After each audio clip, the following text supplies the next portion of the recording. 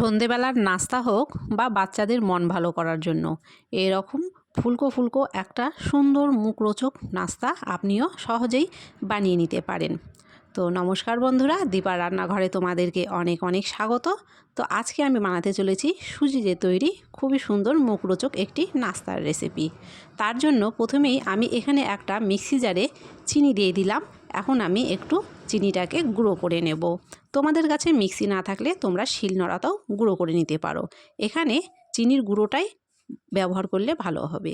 তারপরে একটি প্যান বসিয়ে দিলাম এবং এখানে আমি একটা 10 টাকা দামের সুজির প্যাকেটের গোটা সুজিটাই দিয়ে দিলাম আর গ্যাসের ফ্লেমটাকে একদম লোতে রেখেছি।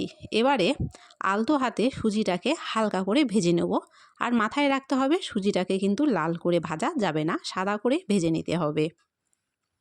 সুজিটা একটু নেড়েচেড়ে নেওয়ার পরে এখানে আমি দিয়ে দিলাম স্বাদ মতো লবণ। তারপরে লবণটা এখানে মিশিয়ে নিলাম। এখন এর মধ্যে আমি দিয়ে দিচ্ছি গুঁড়ো দুধ। গুঁড়ো দুধ দেওয়ার পরে আবারও মিশিয়ে নিচ্ছি। খুব ভালো করে সবগুলো উপকরণ মিশিয়ে নিয়েছি। এখন অল্প অল্প করে জল দিয়ে একটা সুজির ডো তৈরি করে নেব।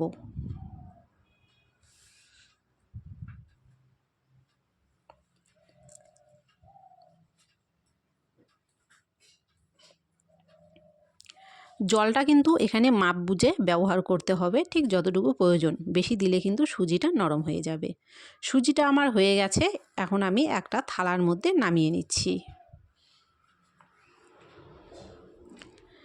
তারপরে সুজিটাকে আমি খুব একটা ঠান্ডা করিনি, একটু গরম গরম অবস্থাতে এভাবে হাত দিয়ে চেপে চেপে মেখে নিচ্ছি।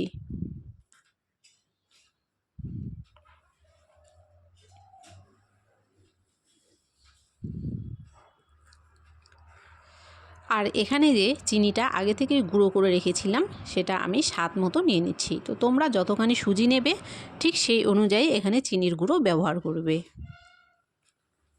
এবারে চিনির গুঁড়োর সাথে সুজিটাকে খুব ভালো করে মেখে একটা ডো তৈরি করে নেব।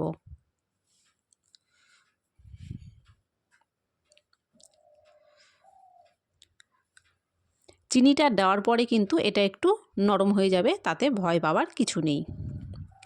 এখন এটা আমি দুটো লেচি করে নিলাম।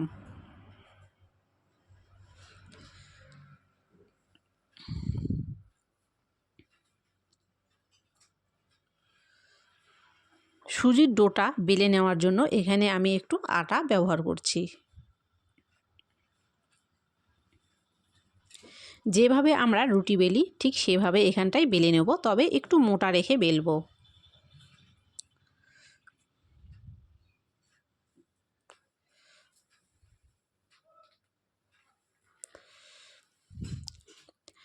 তারপরে এরকম ছোট একটা গ্লাস নিয়েছি। সেই গ্লাসের সাহায্যে এখন আমি এরকম ছোট ছোট করে কেটে নিচ্ছি।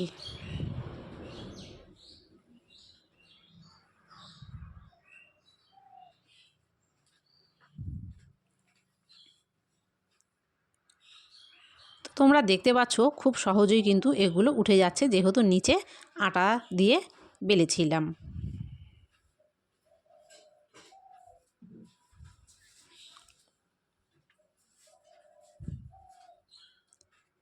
ঠিক এই একই রকমভাবে আমি সবগুলো তৈরি করে নিয়েছি। তারপরে এখানে আমি আগে থেকেই তেল গরম করতে বসিয়ে দিয়েছিলাম, আর তেলটা খুব ভালো করে কিন্তু গরম করে নিতে হবে।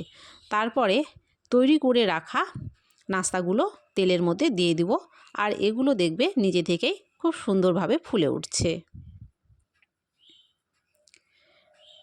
এপাশ ওপাশ দুপাশ খুব ভালো করেই ভেজে উঠিয়ে নেব। তো এইভাবেই আমি সবগুলো নাস্তা এখানে ভেজে নামিয়ে নিয়েছি আর এখানে দিয়ে দিয়েছি। তো কেমন হয়েছে রেসিপিটা? যদি ভালো লেগে থাকে অবশ্যই লাইক করে চ্যানেলটিকে সাবস্ক্রাইব করে দিও।